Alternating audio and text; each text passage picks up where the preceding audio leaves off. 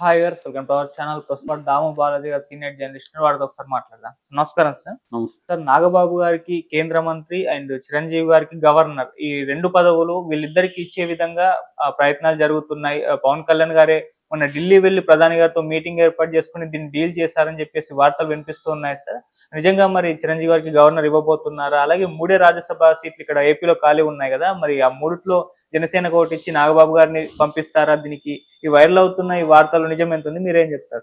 ఈ రెండు విషయాలు ఇప్పుడు వైరల్ అవుతుంది. ఒకటి వచ్చి పవన్ కళ్యాణ్ ఢిల్లీలో 2 రోజులు ఉన్నాడు.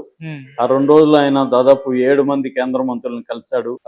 తర్వాత ప్రధానమంత్రితో కూడా అరగంట పాటు మాట్లాడాడు. అట్లాగే నేషనల్ మీడియాతో కూడా కొన్ని మీడియా సంస్థలకు ఇంటర్వ్యూలు ఇచ్చాడు.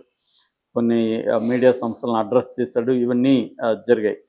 సో ఆయన చాలా ఎక్కువ భాగం ఆంధ్ర రాష్ట్రానికి వివిధ శాఖల్లో, తన చూసే శాఖలు కావచ్చు, మిగతా శాఖలు కావచ్చు, ఫండ్స్ కోసం ప్రధానంగా ఆయన వెళ్ళినట్టుగా మనకి చెప్తున్నారు. అయితే ఆయన పర్సనల్ దీంట్లో కూడా వెళ్ళాడు. మోడీతో మాట్లాడిన దాంట్లో ప్రధానంగా ఆయన ఒకటి నాగబాబుది, ఒకటి చిరంజీవిది, ఈ 2 విషయాలు మాట్లాడాడు. ఎందుకంటే చిరంజీవి కేంద్ర మంత్రికి పనిచేశాడు, రాజ్యసభ సభ్యుడిగా ఉన్నాడు. సో ఇప్పుడు ఆయనకి గవర్నర్గా ఉండాలని కోరిక ఉంది. దాన్ని ఇప్పుడు తీర్చుకోకపోతే నెక్స్ట్ మళ్ళీ ఛాన్స్ ఉంటుందో లేదో తెలియదు. మళ్ళీ బీజేపీ కూటమి, ఎన్డీఏ కూటమి అధికారంలోకి రావచ్చు, రాకపోవచ్చు. కాబట్టి ఇప్పుడు ఉంది. కాబట్టి ఇప్పుడు ఆయన పోయేటప్పుడు నియమించేస్తే ఆయన్ని గవర్నర్గా ఉంటాడు అనేది ఒకటి ఉంది. సో అదొకటి. రెండవది నాగబాబుకి ఫస్ట్ టీటీడీ చైర్మన్ అన్నారు, అది రాలేదు. నాయుడికి వెళ్ళింది, టీవీ5 నాయుడికి. దాని తర్వాత ఏమో ఎమ్మెల్సీ అన్నారు. ఎమ్మెల్సీ ఆల్రెడీ హరిప్రసాద్కి ఇప్పించాడు, పొలిటికల్ కార్యదర్శి జనసేనలో. ఆయనకి ఎమ్మెల్సీ సీట్ వచ్చింది. సో రాజ్యసభలో ఉంటే బెటరు. ఆల్రెడీ పార్లమెంట్లో, లోక్సభలో ఈయనకి జనసేనకి 2 ఉన్నారు.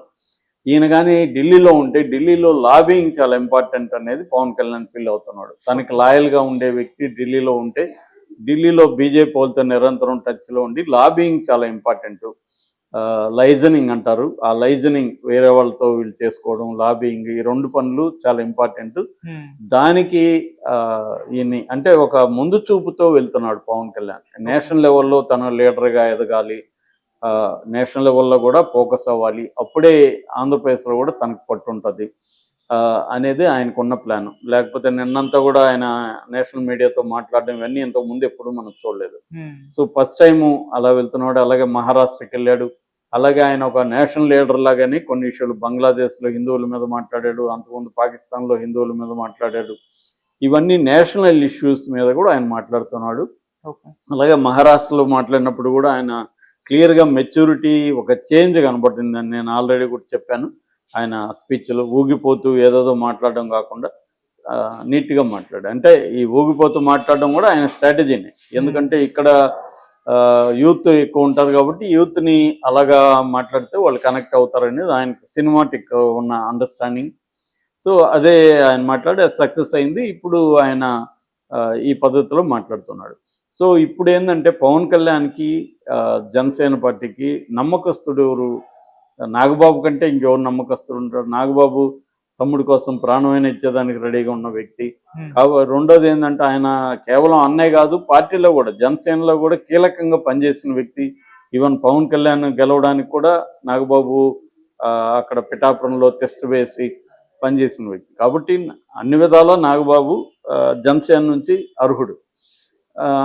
ప్లాన్ ఏంటంటే ఈయన్ను మెల్లగా ఢిల్లీలో కొంత సెటిల్ చేయించి కేంద్రం రేపు పొద్దున ఏదో ఒక రకంగా కేంద్ర మంత్రివర్గంలోకి కూడా ఆయన జనసేన నుంచి ఒక కోటాలో పంపించగలిగితే మనకి సెంట్రల్లో పట్టు ఉంటుంది, ఢిల్లీలో పట్టు ఉంటుంది. అది చాలా ఇంపార్టెంట్.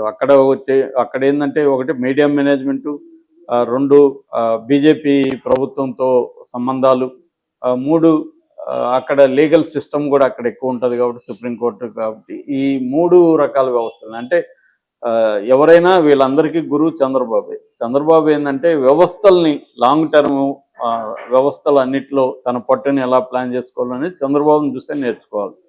సో పవన్ కళ్యాణ్ కూడా చంద్రబాబు చూసే ఆయన కూడా ఇవన్నీ ప్లాన్ చేసుకుంటున్నట్టుగా తెలుస్తుంది. అంటే లాంగ్ టర్మ్ ప్లానింగ్లో ఢిల్లీలో పట్టు రావాలంటే మన మనిషి అక్కడ ఉండాలి అనేది ఉంది. అందుకని గట్టిగా పట్టుబడుతున్నారు. మామూలుగా అయితే మనకు 3 రాజ్యసభ సీట్లు ఖాళీ అయ్యాయి. మోపిదేవి వెంకటరమణ, తర్వాత బీద మస్తాన్ రావు ఫస్ట్ చేశారు. దాని తర్వాత ఆర్ కృష్ణయ్యని బీజేపీ జయించిందని కూడా ఒక వార్త ఉంది. ఏదైనా ముగ్గురు చేశారు. ఇప్పుడు అందులో బీద మస్తాన్ రావు మాత్రం నాకు మళ్ళీ ఇవ్వండి అని అడుగుతున్నాడు. కాబట్టి ఆయనకు మళ్ళీ ఇచ్చే అవకాశం ఉంది. మోపిదేవి వెంకటరమణ మాత్రం నాకు అవసరం లేదు, నాకు ఎమ్మెల్సీ ఇవ్వండి అని తెలుగుదేశం అడిగినట్టు చెప్తున్నారు.